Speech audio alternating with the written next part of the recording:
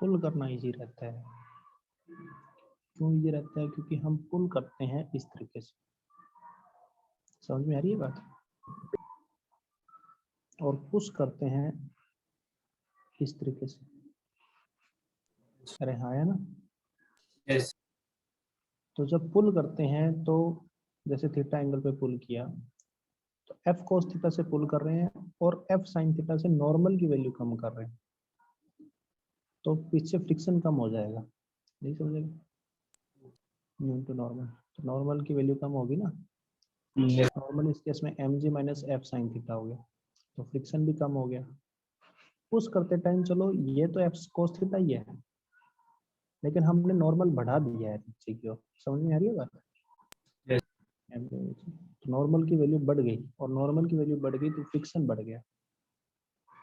आया ना?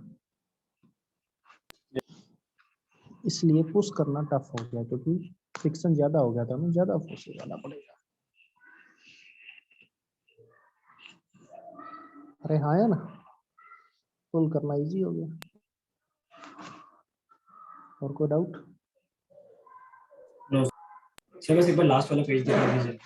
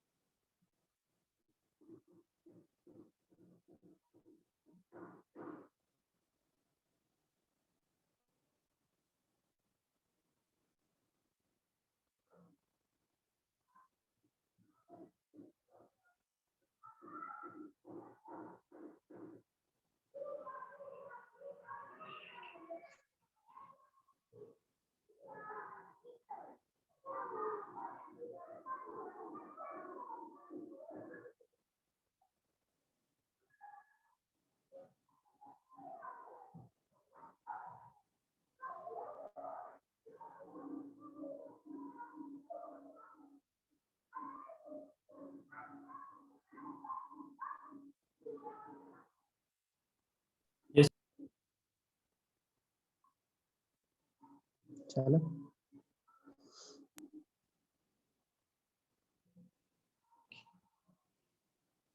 हाँ जी, और किसी को कोई डाउट है? जो होमवर्क दिया था एक्सरसाइज 3 उसमें और किसी को कोई डाउट है क्या? अच्छा, कितने बच्चों ने सॉल्व नहीं किया? एक बार हैंड रेज करो जिन्होंने सॉल्व नहीं किया अभी तक।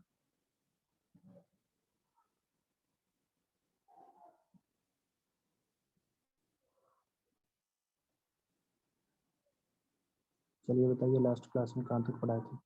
बाकी सबसे हो गया भाई? मैं तो कुछ सॉल्व करने में हाथ उठा रहा है। कितने बच्चों से सारे हो गए? एक बार वो हैंड रेज करो।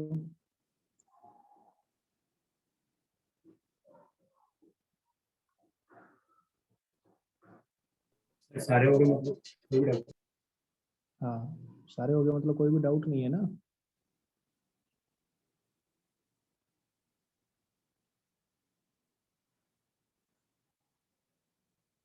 किसी में भी हाथ नहीं उठा रहे हो?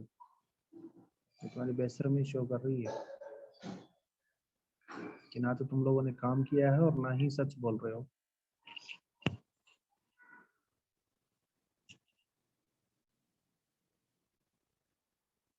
बताइए लास्ट क्लास में कहाँ तक पढ़ाए थे आप लोगों को?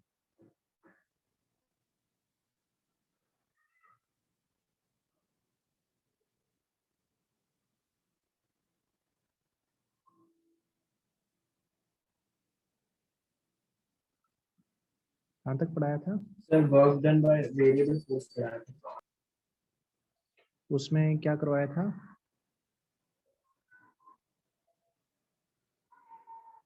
क्वेश्चंस करवाए थे आप। लास्ट क्वेश्चन वो था कि एक स्मूथ सरफेस जिस पे 10 टी करके फोर्स लग रहा है। अच्छा 10 केजी का ब्लॉक। हाँ, उस पर 10 टी फोर्स लग रहा है। और उससे पहला क्वेश्चन क्या था? इससे जस्ट पहले पार्टिकल वाला। Moves along x axis from x is equals to 0 to x is equals to 10 meter under the action of force F is equals to 0.5x plus 10. Okay,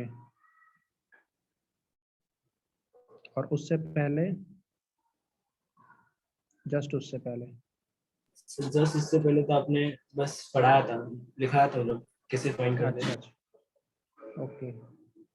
ये दो ही क्वेश्चन कराए थे बात ये वेरिएबल फोर्स में। एक में तो करवाया था टाइम का वेरिएशन करवाया था 10t है फोर्स, और एक में कराया था डिस्टेंस के साथ वेरिएशन 0.5x प्लस, कितना दिया था 0.5x plus 0.5x+10। 0.5x plus 10। Okay, चलिए मैं आपको एक क्वेश्चन दे रहा हूँ।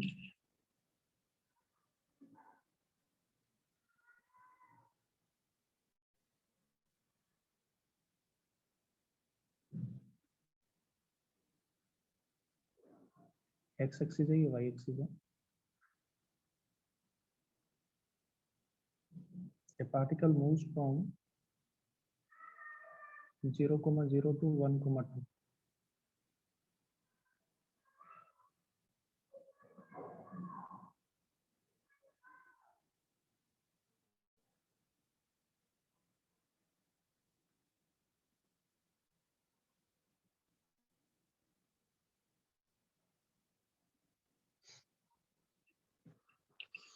Along OAC, OBC and along the path OC. तीन अलग अलग पाथ से वो मूव कर रहा है, तीन अलग अलग केस करने हैं, ठीक है। A particle moves from 0,0 to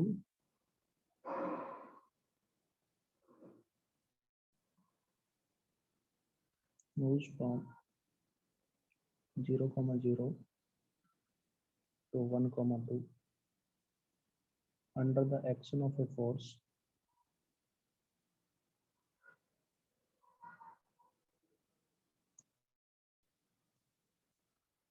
F vector is equal to H psi k plus y j k. Find work done by the force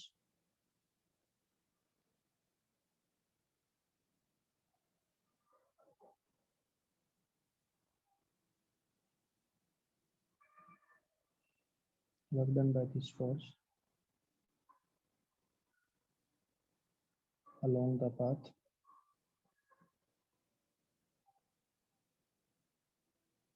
when part along three different paths along the given path. Given path first है O to A to C, second है O to B to C and third है OC।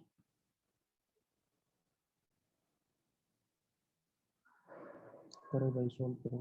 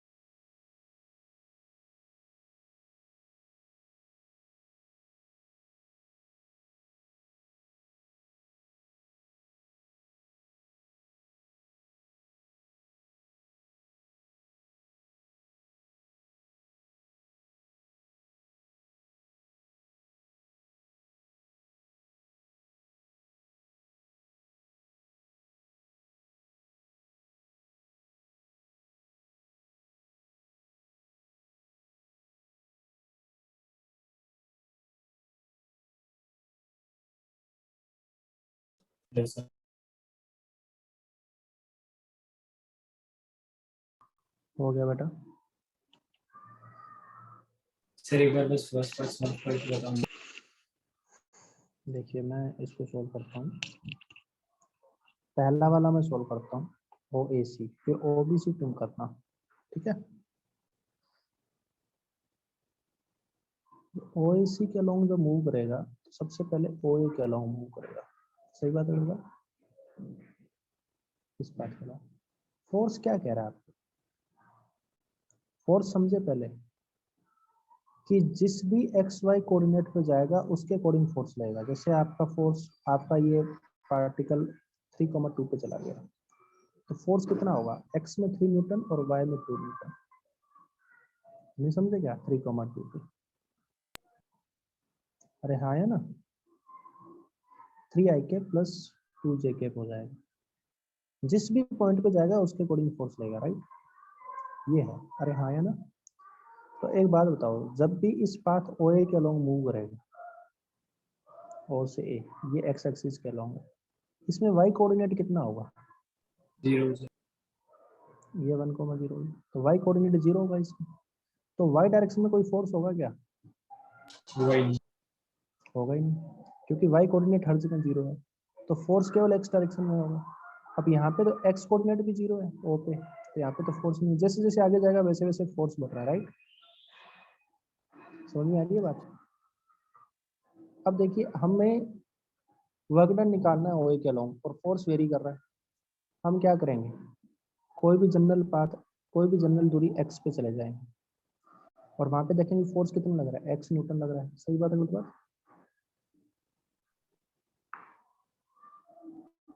अरे हाँ है ना। और इसी force से इस छोटा सा डिस्प्लेसमेंट कितना हो रहा है? dx, तो वर्क डन कितना आएगा? dw, वो आएगा f डॉट ds, आया ना? तो x न्यूटन फोर्स और dx displacement, x into D x. नहीं समझे क्या? अरे हाँ है ना। ये पाथ ओ ए के अलोंग कर रहे हैं बस, केवल ओ टू ए। तो यही वर्क डन कैलकुलेट हुआ फ्रॉम ओ टू ए, तो छोटे छोटे डी डब्ल्यू का सम होगा, एक्स डी एक्स आएगा। तो ओ से ए तक एक्स का वेरिएशन कितना हुआ? 0 से 1, तो 1/2 आ गया। नहीं समझे क्या? ओ से ए तक, ये इस फोर्स का वर्क आ गया ओ से ए तक। अब ए से सी गए आप, ए से सी गए तो इसमें एक्स कोऑर्डिनेट फिक्स है ए से सी तक, कितना है बताओ? हर जगह पे एक्स कोऑर्डिनेट की वैल्यू 1 है, अरे हाँ है ना। 1,0 से 1,1, 1,2 लाइक दैट, तो हर जगह एक्स कोऑर्डिनेट की वैल्यू 1 है। तो ये फोर्स का क्या हो गया? For A to C force हो गया हमारे पास 1 आई के, मेरी बात, एक्स कोऑर्डिनेट तो सब, तो 1 न्यूटन तो फिक्स है हॉरिजॉन्टल में जहां भी जाओगे। लेकिन ये चाहे फिक्स हो, क्या होता है? डिस्प्लेसमेंट किसके अलोंग हो रहा है? डिस्प्लेसमेंट तो वाई के अलोंग हो रहा है ना। तो इस 1 का तो कोई वर्क ही नहीं आएगा, वर्क तो आएगा ही वाई डायरेक्शन का फोर्स, और वाई डायरेक्शन का फोर्स कितना है? वाई। समझ में आ रही है बात? और ds वेक्टर हमारा फिक्स है dy jk, अरे हाँ है ना। तो वर्क डन एक्चुअली आ ही वाई कोऑर्डिनेट के साथ रहा है, तो dw की वैल्यू किसके बराबर होगी? f dot ds, that is I cap का कोई फोर्स, कोई वर्क नहीं है, आई कैप का कोई वर्क नहीं है, केवल वाई डायरेक्शन का फोर्स कितना है? वाई, और डिस्प्लेसमेंट कितना है? dy, अरे हाँ है ना। तो वर्क डन आ जाएगा इंटीग्रेशन ऑफ वाई dy, 0 से लेके 2 तक, 4/2, दैट इज 2 जूल। समझ में आ रही है बात? तो ओएसी के अलोंग टोटल वर्क कितना आया? O to A, work done along O to A plus work done along A to C is work done along OAC, सही बात है मेरे बात? तो ये 1/2 + 2, 5/2 जूल। समझ में आ रही है बात?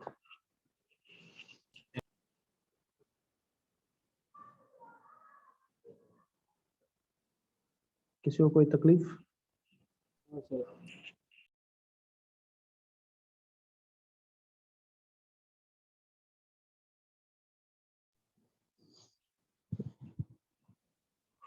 अभी आप find the work done by this force along OBC, OBC के अलोंग निकालिए।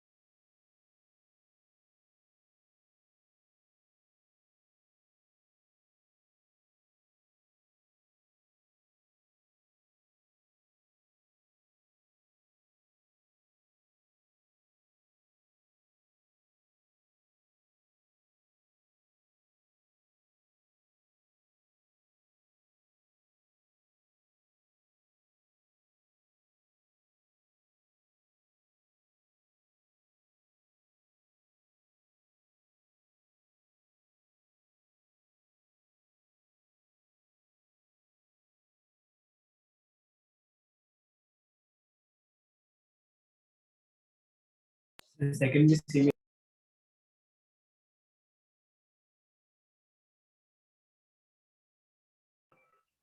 सेकंड भी सेम ही रहेगा। कर लोगे ना सब लोग या करके दिखाऊं?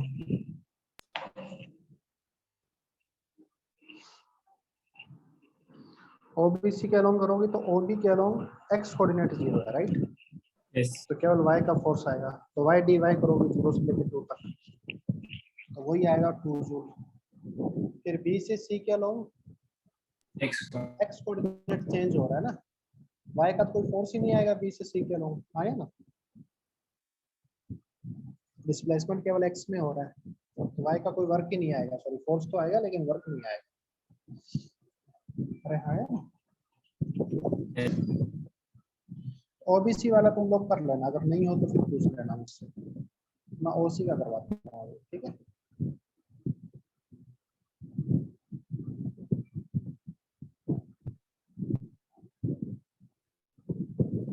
सर उस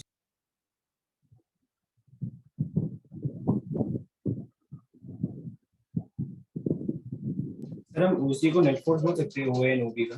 नहीं नहीं, ओसी पाथ है ना,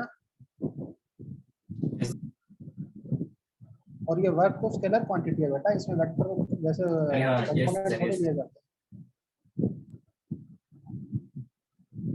इस ओसी पाथ के अलोंग वर्क कैसे आएगा?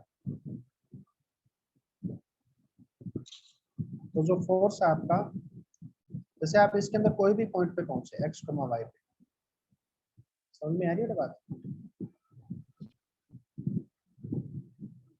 तो यहाँ पे फोर्स कितना लग रहा है, एक्स आई कैप और वाई जे कैप, नहीं समझेगा?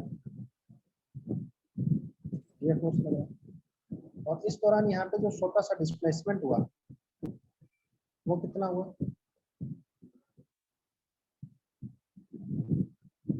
डीएस। इस डीएस डिस्प्लेसमेंट का, इसके भी दो कंपोनेंट ले सकता हूँ कि इसका एक एक्स में कंपोनेंट है डी एक्स आई के और डी वाई जे के, सुन रहे मेरी बात? तो कोई भी जनरल पॉइंट एक्स कमा वाई पे फोर्स है एक्स आई के प्लस वाई के, और डिस्प्लेसमेंट है डी एक्स आई के प्लस डी वाई जे, राइट? सुन रहे मेरी बात?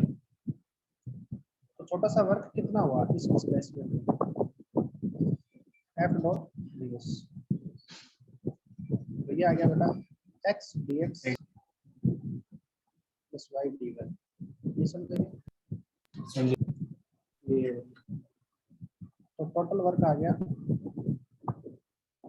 इंटीग्रेशन ऑफ डी दैट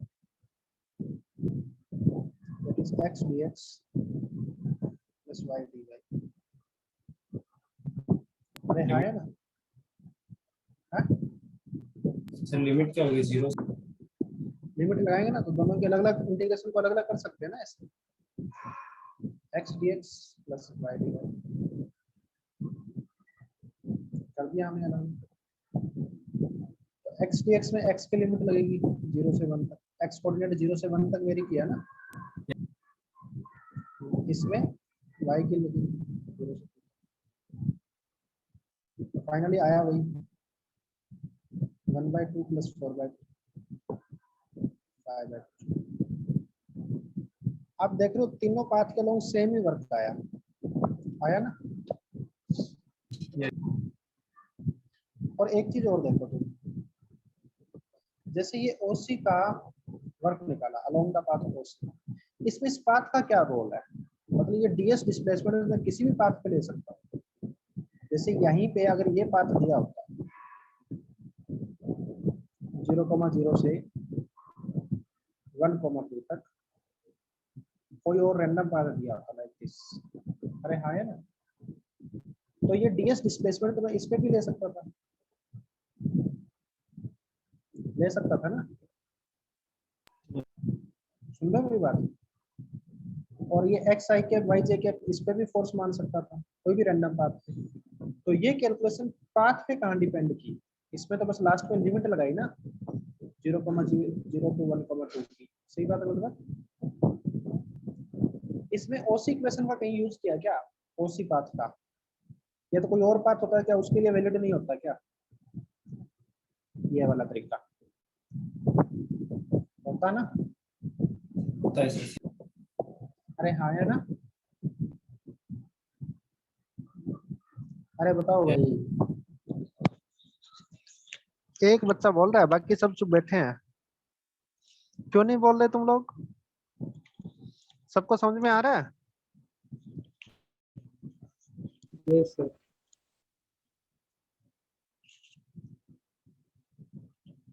जिनको नहीं समझ में आ रहा हाथ उठाओ, क्या बोल रहा हूं मैं, ये बात ही जिनको नहीं समझ में आ रही हाथ उठाओ एक बार।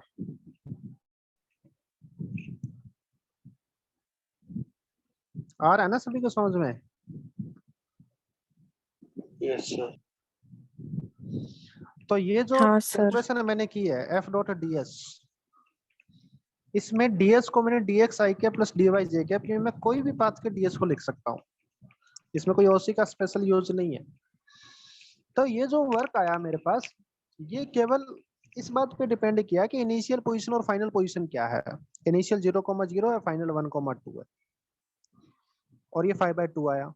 थोड़ी देर पहले हमने इस पाथ के लिए निकाला था ओएसी के लिए, ये भी 5/2 आया, तुम ओबीसी के लिए निकालोगे वो भी 5/2 आएगा, और पाथ हमने कोई भी जनरल पाथ के लिए निकाला बीच वाले के लिए तो वो भी 5/2 आया।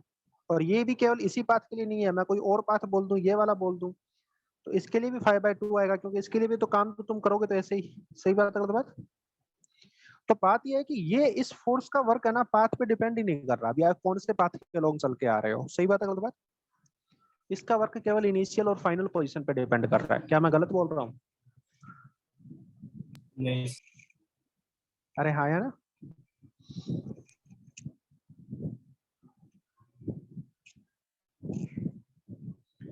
Work done by the force, work done by F vector is equal to x I plus y z is same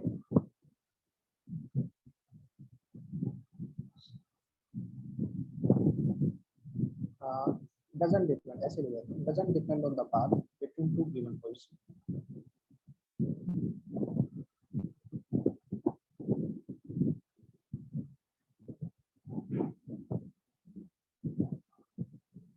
Between initial and final position.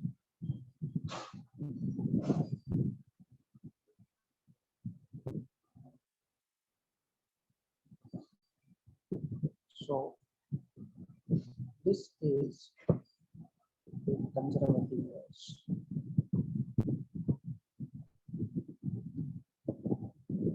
ऐसे फोर्स को हम कंजर्वेटिव फोर्स बोलते हैं जिनका वर्क पाथ पे डिपेंड नहीं करता। समझ में आ रही है तो बात।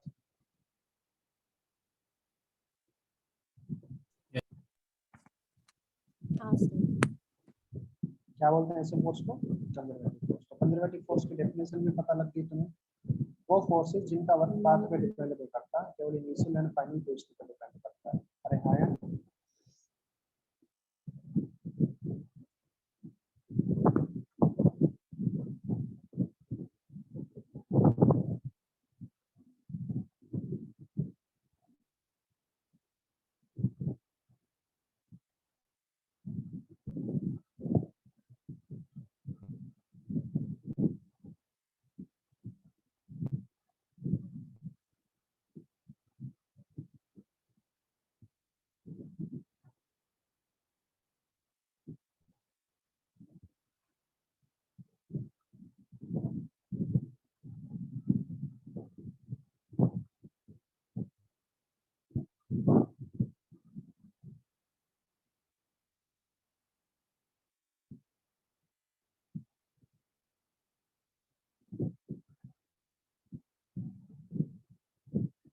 यही पाथ है हमारे पास,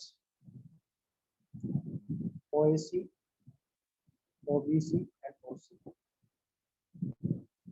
अब की बार फोर्स है YI cap plus accelerator. Find work done by this force along OC।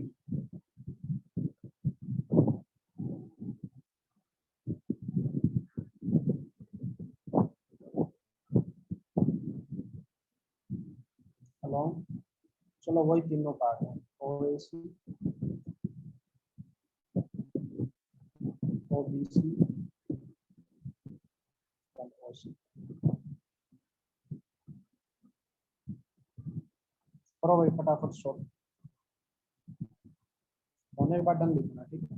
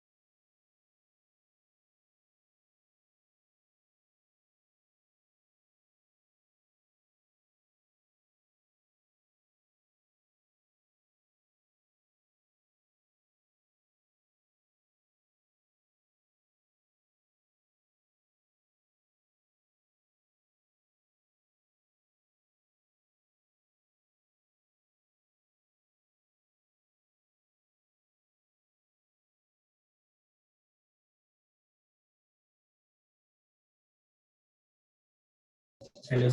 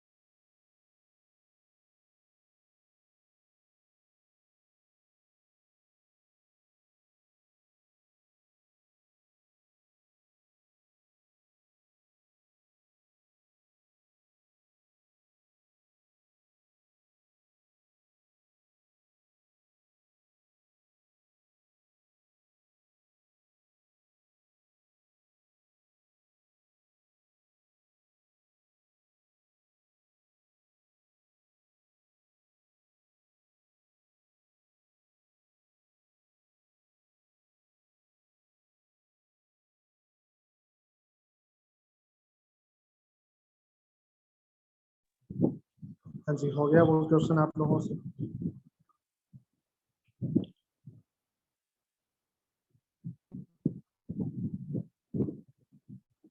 Sir same ही रहेगा। सेम ही रहेगा? कैसे?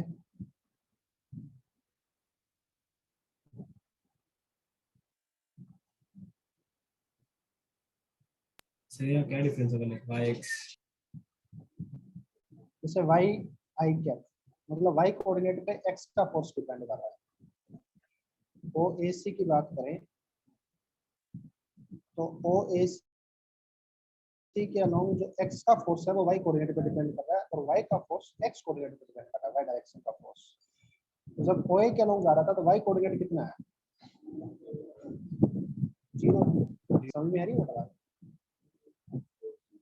है ना? पहले और इसमें फर्क ये है कि पहले जैसे 3,2 पे आप चलेंगे तो पहले 3 न्यूटन एक्स में था, 2 न्यूटन वाई में था।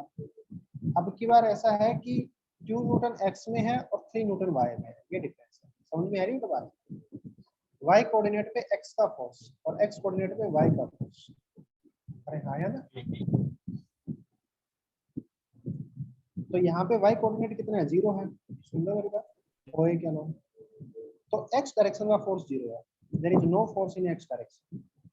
परंतु एक्स कोऑर्डिनेट 0 नहीं है तो वाई डायरेक्शन में फोर्स है। अरे हाँ है ना? जैसे जैसे एक्स कोऑर्डिनेट बढ़ रहा है वैसे वैसे वाई डायरेक्शन का फोर्स बढ़ रहा है। सुन लो मेरी बात। और अब वाई डायरेक्शन का फोर्स से क्या होता है? डिस्प्लेसमेंट तो एक्स में है ना, है ना? Along the path O A F x तो 0 हो गया और एफ वाई जो है वो एक्स हो गया, एक्स जे गया। सुन रहे हो मेरी बात? और डिस्प्लेसमेंट हो गया डी एक्स आई कैप। तो एक्स का में फोर्स नहीं है और एक्स में डिस्प्लेसमेंट है, तो वाई के फोर्स से एक्स के डिस्प्लेसमेंट में कुछ वर्क थोड़ी होगा, ये तो परपेंडिकुलर है एक दूसरे की। अरे हाँ या ना? और एक्स में कोई फोर्स नहीं, तो ए के अलोंग वर्क 0 होगा। सही बात है मेरी? सुन रहे मेरी बात? इसी तरीके से फिर ए से सी देखेंगे, ए टू सी, ए टू सी देखेंगे तो क्या आएगा बताइए? वाई कोऑर्डिनेट पे एक्स का फोर्स डिपेंड करेगा, लेकिन एक्स पे डिस्प्लेसमेंट थोड़ी है, हमें तो डिस्प्लेसमेंट किस डायरेक्शन में है? वाई डायरेक्शन में। अरे हाँ है ना? तो हमें वाई डायरेक्शन का फोर्स चाहिए और वाई डायरेक्शन का फोर्स एक्स कोऑर्डिनेट पे डिपेंड करेगा, और इसका एक्स कोऑर्डिनेट फिक्स है। अरे सुन रहे हो मेरी बात? तो work done from A to C जो है वो एक्स कोऑर्डिनेट फिक्स है, तो 1 जे कैप मतलब फोर्स जो है आपका एक्स आई कैप, सॉरी 1 फोर्स जो आपका वाई आई कैप प्लस 1 जे कैप है, तो 1 जे कैप से वर्क आएगा, वाई आई कैप से वर्क थोड़ी आएगा। तो 1 जे कैप इंटू डी वाई ये वर्क आएगा, और वाई वेरी कर रहा है 0 से 2 जूल आएगा। अरे हाँ है ना? सर एक बार टोटल ए वर्क आ सी गया का है। सर ए टू सी का रिपीट करना सर। ए टू सी में वर्क किसका आएगा पहले ये बताओ? एक्स के फोर्स का आएगा या वाई के फोर्स का? सर एक्स के फोर्स आएगा ना, एक्स डायरेक्शन के फोर्स का वर्क आएगा। डिस्प्लेसमेंट किस डायरेक्शन में है?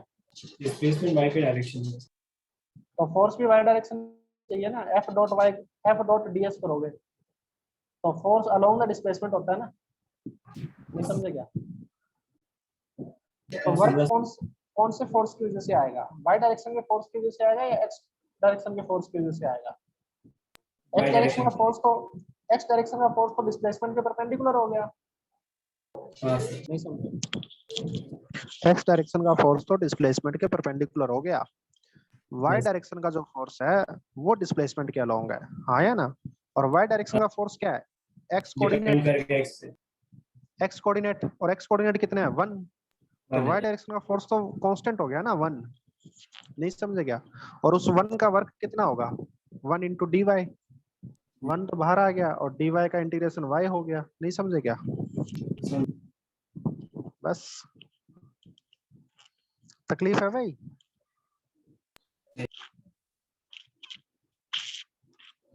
अब ओ से सी क्या लॉन्ग देखना है आपने।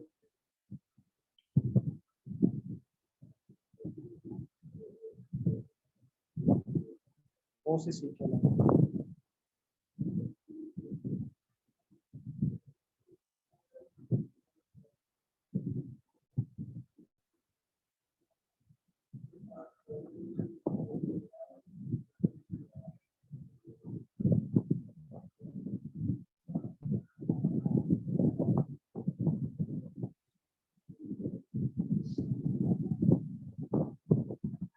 ओ से सी क्या लॉन्ग देखें तो फोर्स क्या है, वाई आई के प्लस एक्स ए के, राइट।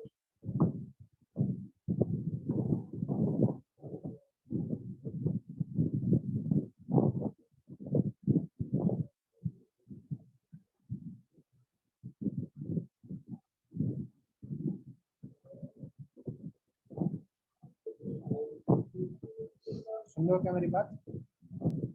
तो यहाँ पे मैं कोई भी डीएस ले लेता हूँ और उस डीएस के दो कंपोनेंट ले लिए, सुन रहे हो मेरी बात, डीएक्स एंड डी वाई। अरे हाँ यार, तो वर्क कितना आएगा, y d x plus x d y. अरे हाँ यार, अब इसका इंटीग्रेशन करना है। अब इस टर्म का इंटीग्रेशन कैसे किया जाए,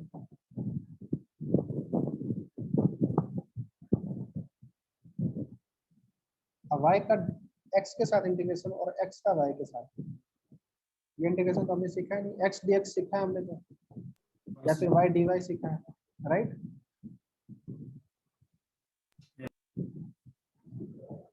ये तो नहीं सीखा, तो इसको कैसे करेंगे देखिए।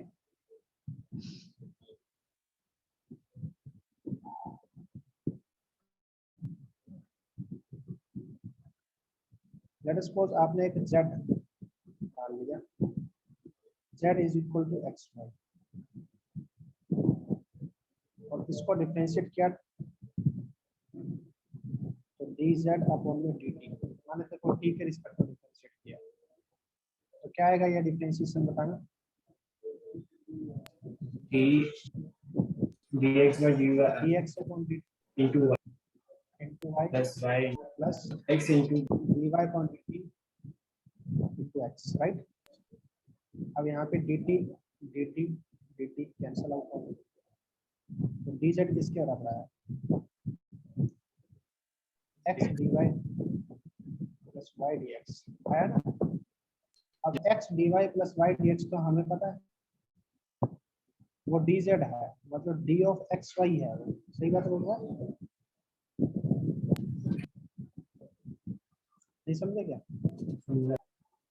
तो x dy plus y dx को मैं d ऑफ x y लिख सकता हूँ, आया। तो जैसे dx का इंटीग्रेशन क्या होता है, x होता है ना, वैसे ही d ऑफ एक्स वाई का इंटीग्रेशन क्या हो जाएगा, y dx एक्स वाई होगा, सही बात है। उस बात भाई ये एक्स वाई के डिफरेंशिएशन किया और फिर इंटीग्रेशन किया, तो एक बार किसी चीज का डिफरेंशिएशन करके फिर वापस इंटीग्रेशन करते हैं तो वापस वही चीज आ जाती है ना, तो इसका रिजल्ट एक्स वाई आ जाएगा, तो w is equal to x y, और लिमिट लगा रखी है आपने एक्स वाई की 0,0 से 1,2, सही बात है।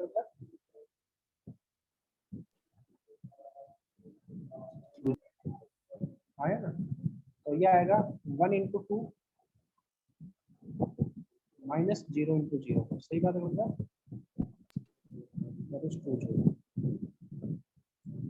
तकलीफ है क्या।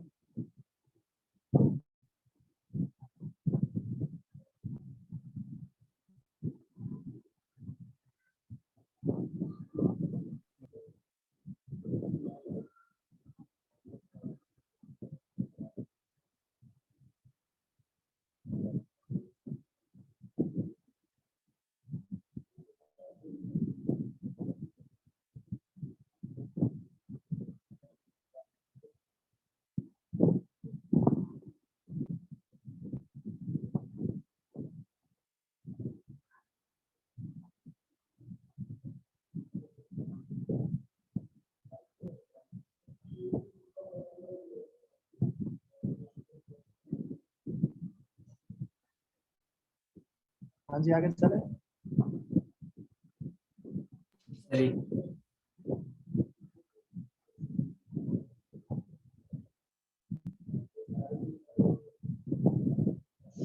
एक बात बताओ, ये फोर्स कंजर्वेटिव है क्या?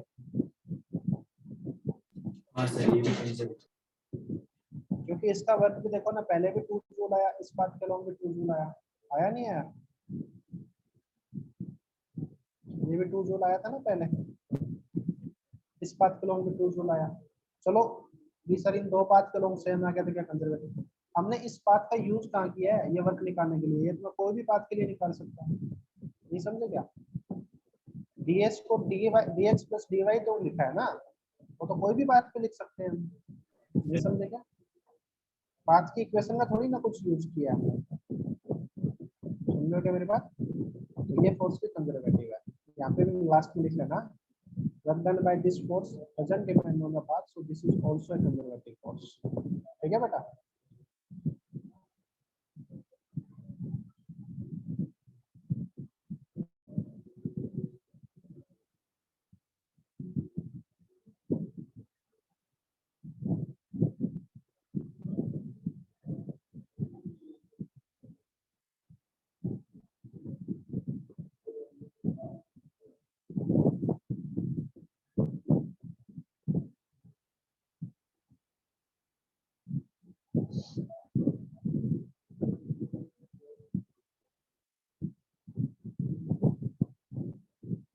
सर बात ए टू सी में कंफ्यूजन हो रहा है सर, एक बार आप समझाओ। हाँ जी, तो बात ए टू सी में फोर्स निकालने। ए टू सी दिखाऊं आपको, ये कह रहे हो क्या? हाँ सर, एक बार समझाओ ना सर, कंफ्यूज हो रहा है। ओ ए और ओ ए सी में डिफरेंस समझ में नहीं आ रहा है। अरे भाई, ओए में तो एक्स कोऑर्डिनेट 0 था ना, तो एक्स डायरेक्शन में कुछ फोर्स ही नहीं था, और हाँ सर। डिस्प्लेसमेंट एक्स डायरेक्शन में था, तो y की फोर्स की वजह से x में थोड़ी ना वर्क आएगा। y का फोर्स तो x के परपेंडिकुलर होता है ना, नहीं समझे क्या? तो इस फोर्स का वर्क 0 हो गया, एफ डॉट डी एस करोगे तो भाई, हाँ जे sir. Cap dot I cap तो 0 हो गया ना, और यहाँ पे फोर्स 0 है, तो इसका वैसे ही नहीं आएगा। अरे आया ना, ओए हाँ सर। एसी के अलोंग वर्क क्या, फोर्स क्या लग रहा है? वाई आई के प्लस 1 जे के, ये लग रहा है ना, और डिस्प्लेसमेंट क्या हो रहा है? डी वाई जे के। तो अगर इनका डॉट प्रोडक्ट करोगे तो वाई के, वाई आई के और डी वाई जे के, ये डॉट प्रोडक्ट तो 0 हो जाएगा, आई के डॉट जे के, ये डॉट प्रोडक्ट आएगा ना जे के का जे के के साथ, तो 1 डॉट डी वाई आएगा। ये कर दिया मैंने, नहीं समझे क्या? समझा सर बराबर। ढंग से देखना इसको दोबारा जाके। हाँ सर। छाप लिया भाई सभी ने? Yes।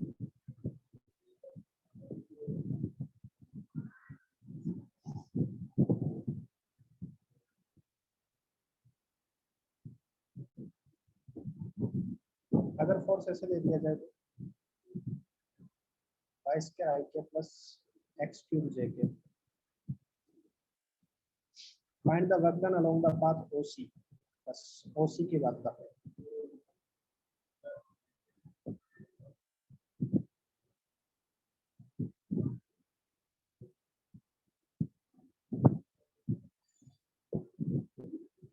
करो भाई फटाफट।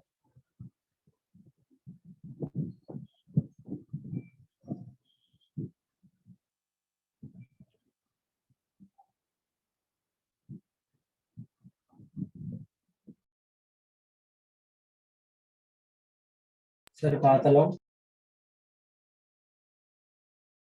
Work done along O to C, work done along O C, find work done by this force along O C, Y square I K plus x cube J के, ठीक है?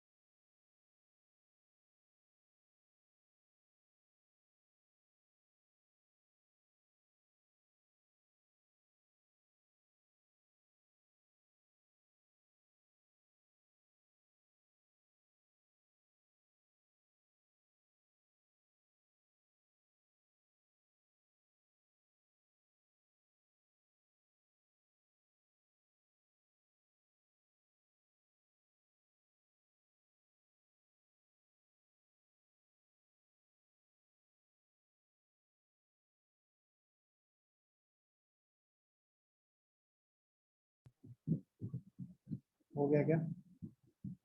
सर बस इंटीग्रेट करने नहीं आता है।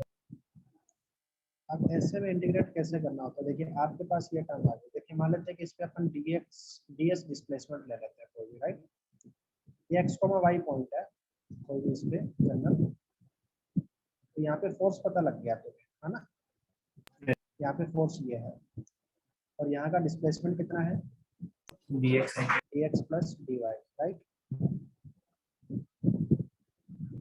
तो सर जिस पॉइंट पे आप खड़े हो वहाँ का फोर्स पता है और वहाँ का डिस्प्लेसमेंट पता है, तो वहाँ का वर्क डन भी पता लग गया, f डॉट ds।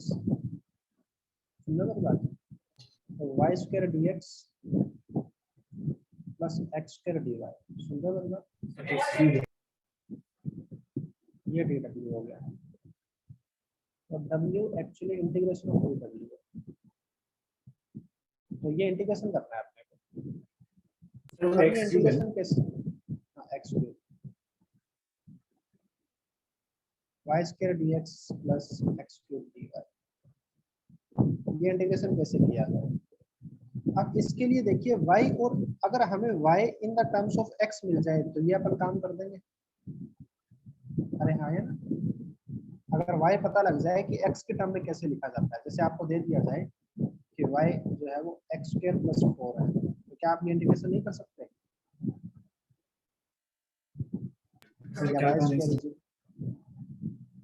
कि y as a function of x पता लग जाए अपने को कि y को x के टर्म में कैसे लिखा जाता है, तो हम ये इंटीग्रेशन कर सकते हैं ना? यस। जैसे आपको ये पता लग जाए कि y square x square plus 4 है, तो आप लिख देंगे y स्क्वायर इज में x स्क्वायर प्लस 4, अब इंटीग्रेशन कर देंगे। तो y और x में रिलेशन चाहिए ना अपने को, नहीं समझे हमारी बात? अगर y और x में रिलेशन पता लग जाए तो ये इंटीग्रेशन हो जाएगा। तो y और x में रिलेशन कैसे पता चलेगा? एक्चुअली x और y है क्या? x और y इस लाइन पे कोई पॉइंट के कोऑर्डिनेट है। सुन रहे हैं मेरी बात? आया ना? x और y क्या है? इस लाइन के कोई पॉइंट के कोऑर्डिनेट, और इस लाइन का y कोऑर्डिनेट x पे कैसे डिपेंड करता है, वो इस लाइन की इक्वेशन लिख दो। Yes sir, y is equal to mx plus c। तो स्लोप कितना है इसका? 1 by 2 by 1, 2x प्लस 0। इस लाइन की इक्वेशन होगी y is equal to 2x। समझ में आ रही है बात? y इंटरसेप्ट 0 है, ओरिजिन से पास करिए ना तो c की वैल्यू 0 है। और लाइन की इक्वेशन तो लिखनी आती है ना, परपेंडिकुलर अपॉन बेस, इसका स्लोप आ गया 2 by 1। अरे हाँ है ना?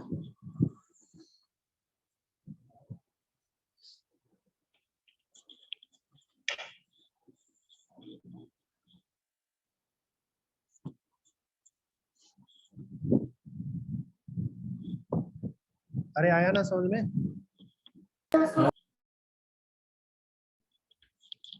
क्या कह रहे हो? हाँ सर। तो y हमारे पास x के ऊपर y जो है वो डबल ऑफ x होता है, तो ये जो y है वो एक्चुअली ये y कोऑर्डिनेट ही है, और ये y कोऑर्डिनेट इस x कोऑर्डिनेट का डबल है बस। इसकी जगह अपन 2x लिख देंगे, नहीं समझे क्या? और x की जगह y लिख दो, y बाई 2 का क्यूब। नहीं समझे क्या? अब ये इंटीग्रेशन हो जाएगा। तो चलो इसका जो भी रिजल्ट आएगा आप कर लोगे ना। यहाँ पे x की लिमिट लग जाएगी 0 से 1, यहाँ पे y की लग जाएगी 0 से। बट एक बात बताओ, क्या ये फोर्स कंजर्वेटिव है? क्या हमने कहीं पाथ की इक्वेशन का यूज किया है? हाँ सर, हमने पाथ की इक्वेशन का यूज किया है। इसका मतलब इस फोर्स का वर्क जो है वो पाथ पे डिपेंड कर रहा है कि आप कौन सा पाथ ले रहे हो, क्योंकि अगर कोई और पाथ लोगे तो y 2x के बराबर नहीं होगा। अरे हाँ है ना? यहाँ तक तो ठीक है, लेकिन इसके आगे तो अपने पाथ की इक्वेशन का यूज किया है ना। नहीं समझे क्या? तो ये एक कंजर्वेटिव फोर्स नहीं है, ये नॉन कंजर्वेटिव फोर्स है। हाँ है ना? F is equal to y squared i cap plus x cube j cap, work done by this force, work done by this force depends on path. हाँ है ना? depends on path followed. So this is a non-conservative force. समझ में आ रही है ना बात? तकलीफ है भाई किसी को?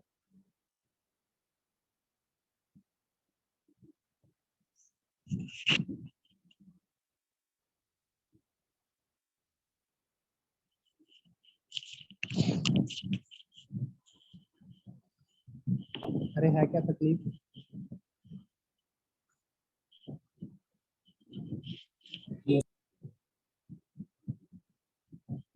है क्या? तो दिक्कत है क्या? नहीं कर सर। लोगे ना इस तरीके से?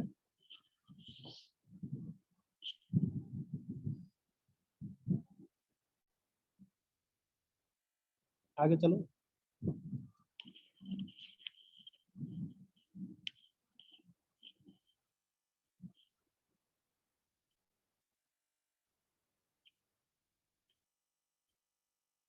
अरे इससे पहले कांस्टेंट फोर्स का वर्क तो निकालना सिखा दिया था ना तुम्हें?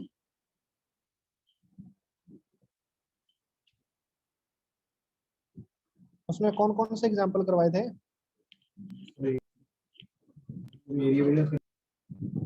हाँ जी, ग्रेविटेशनल के बाद तो आपने काइनेटिक। वो स्टेटमेंट्स लिखवाई थी। हाँ सर, वो स्टेटमेंट लिखा हुआ था। ट्रू फॉल्स और वाली उसके ना। बाद हाँ जी,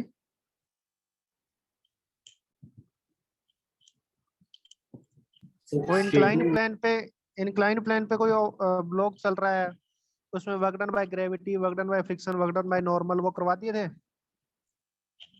हाँ सर, वो कर। अच्छा, वर्क डन बाय फ्रिक्शन केवल हॉरिजॉन्टल डिस्टेंस पे डिपेंड कर रहा है, minus mu m g into l, वो सब करवा दिया था ना?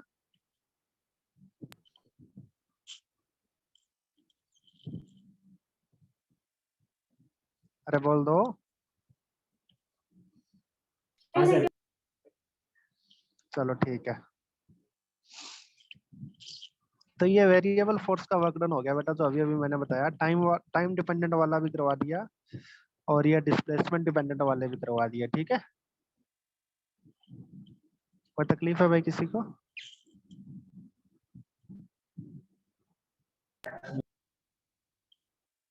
चलिए एक सेकंड रुकिए, मैं आगे और देख लेता हूँ इसमें कोई कौन सा क्वेश्चन है क्या।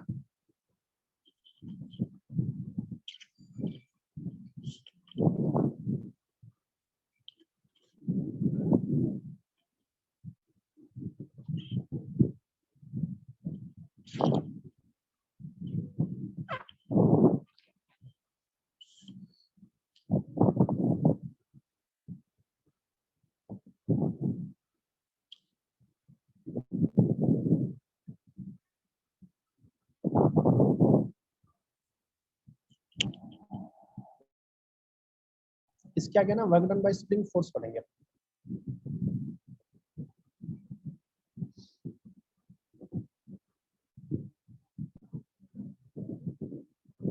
चलो उससे पहले एक काम करते हैं,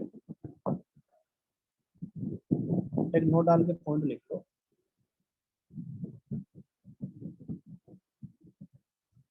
work done by internal tension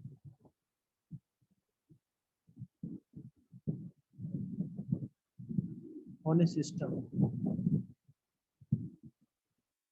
is always zero. सुनना मेरी बात। Work done by internal tension on a system is always zero. ऐसा क्यों होता है देखिए, क्योंकि रस्सी से कोई ऑब्जेक्ट बंधा होता है, लेट अस सपोज। अरे हाँ यार, दो ऑब्जेक्ट बंधे होते हैं।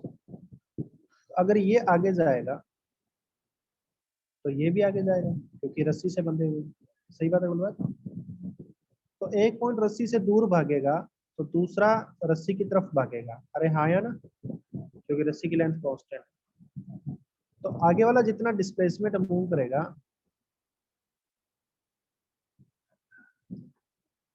तो उस पे वर्क डन क्या होगा?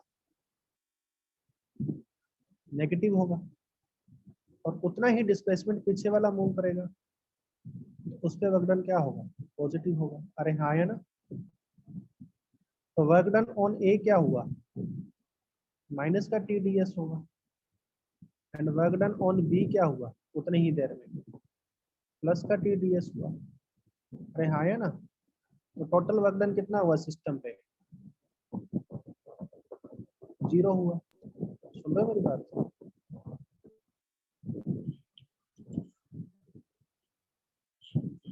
अरे हाँ है ना। हाँ सर। तो टेंशन का वर्क अगर किसी एक पे नेगेटिव होता है तो दूसरे पे पॉजिटिव होता है, क्योंकि रस्सी अगर, क्योंकि दोनों ओर से रस्सी खींचती है, तो एक आगे जा रहा है, एक अगर रस्सी के अपोजिट जा रहा है तो दूसरा रस्सी की तरफ जा रहा होगा, ठीक है ना। और इसी कंसेप्ट पे बेस्ड अपन कुछ क्वेश्चन करेंगे नेक्स्ट क्लास में, ठीक है भाई।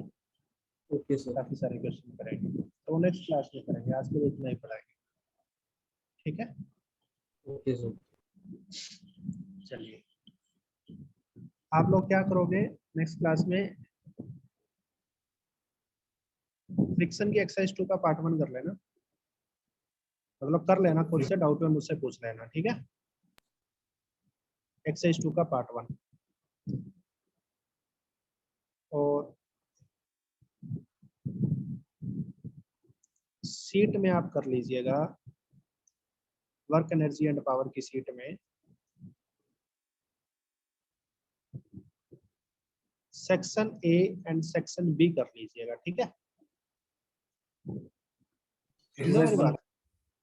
हाँ, एक्सरसाइज 1 का section A and section B, part 1 part 2, ठीक है बेटा।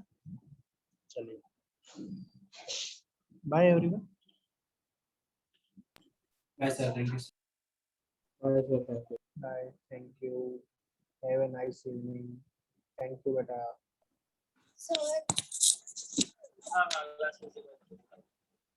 हाँ कोई कुछ पूछ रहा है? हाँ सर, ये चैप्टर का आप रिकॉर्डिंग्स अपलोड कर दो ना यूट्यूब पे। कौन कौन सा रिकॉर्डिंग करना है, आप एक काम कीजिए, आप मेरे को लेक्चर का डेट और लेक्चर का टाइम देख के बता दीजिए, मैं आज ही अपलोड कर दूंगा, ठीक है। हाँ सर, मैंने जिस आपको व्हाट्सएप किया था। हाँ तो वो तो मैंने अपलोड कर दिए थे, आपने नहीं, देखे? आपने देखे ही नहीं है मैसेज। नहीं वो ऐसे ही आ रहा होगा, देखे नहीं है, बट मैंने अपलोड कर दिया। आप यूट्यूब पे देखे आपने वो लेक्चर्स? सर मैं फिर से भेजती हूँ।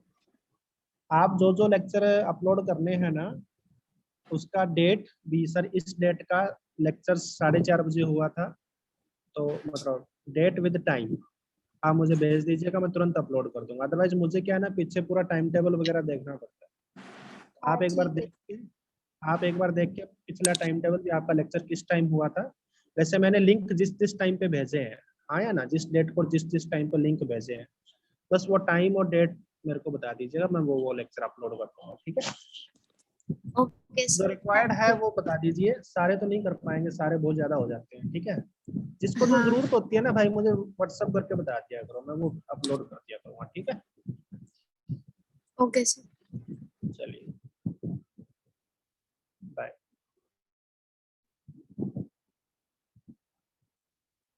Bye everyone.